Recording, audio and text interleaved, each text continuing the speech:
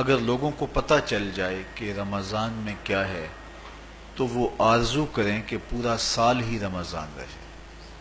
اتنی برکتیں اور اتنی رحمتیں اللہ نے اس مبارک مہینے کے دامن میں ڈال دی ہیں۔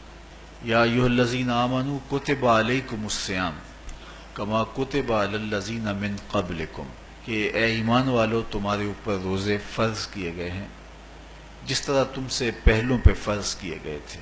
کیوں فرض کیے گئے؟ وجہ کیا ہے؟ لعلکم تتقون، تاکہ تم متقی بن جاؤ، تم پرہیزگار بن جاؤ۔ تو روزے کی فرضیت کا نتیجہ تقوی کا حاصل ہونا ہے، اتقاء کی دولت کا نصیب ہونا ہے۔ تو اس آیت کریمہ میں 3 چیزیں بیان کی گئی۔ سب سے پہلی، اے ایمان والو تمہارے اوپر روزے فرض کیے گئے۔ پھر دوسری بات، جس طرح تمہارے سے پہلوں پہ فرض کیے گئے۔ اور تیسری بات، تاکہ تمہیں تقوی کا نور نصیب ہو، تمہیں اتقاء کی دولت نصیب ہو۔ تو ایک تو روزے کی فرضیت کا حکم دیا گیا، اور دوسرا یہ تسلی دی گئی کہ یہ بھوک اور پیاس کی شدت تمہیں ہی نہیں کاٹنا پڑے گی، تم سے قبل بھی لوگ یہ عبادت کرتے رہے ہیں، اور وہ اس مشکل عبادت سے تقوی کو حاصل کرتے رہے ہیں، اور تمہیں بھی ہم اس راستے سے تقوی نصیب کرنا چاہتے ہیں۔ علامہ حقی علیہ رحمہ نے لکھا ہے کہ ملک تحمور الثالث، یہ حضرت آدم علیہ السلام کی اولاد سے تیسرا بادشاہ گزرا ہے، اس کے زمانے میں قحط پڑ گیا تھا، تو اس نے اپنی قوم کو یہ حکم دیا کہ ایک وقت کا کھانا آپ کھا لیں اور ایک وقت کا کھانا بچائیں اور وہ قحط زدہ علاقوں میں بھیجیں۔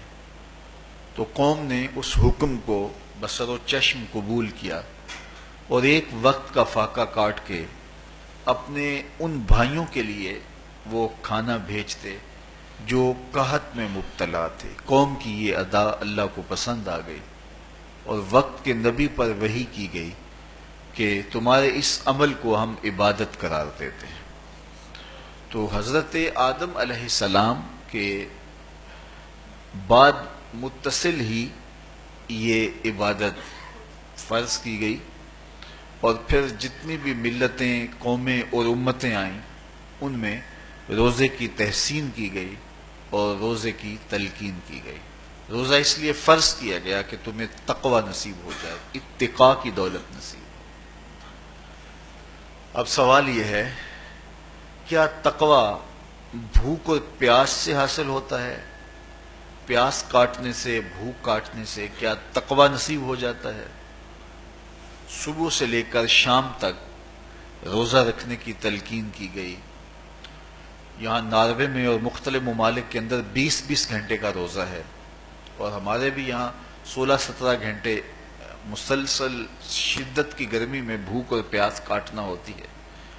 اتنا طویل دورانیہ جو بھوک اور پیاس کاٹی ہے، اس کا مقصد رزق بچانا نہیں ہے، بلکہ وَيُزَادُ فِيهِ رِزْقُ الْمُؤْمِنِ، ماہ سیام میں مومن کا رزق بڑھ جاتا ہے۔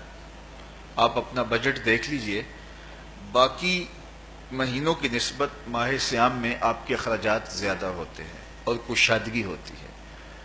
تو یہ کوئی خوراک بچاؤ مہم نہیں ہے، بلکہ رزق تو بڑھ جاتا ہے، لیکن اس کے باوجود 20 گھنٹے، 17 18 گھنٹے پیاس اور بھوک کاٹنا، اس کا کوئی مقصد ہے تو وہ مقصد قرآن نے بیان کیا کہ اس کے نتیجے میں تمہیں اتقاء کی دولت ملے گی، تمہیں تقوی کا نور نصیب۔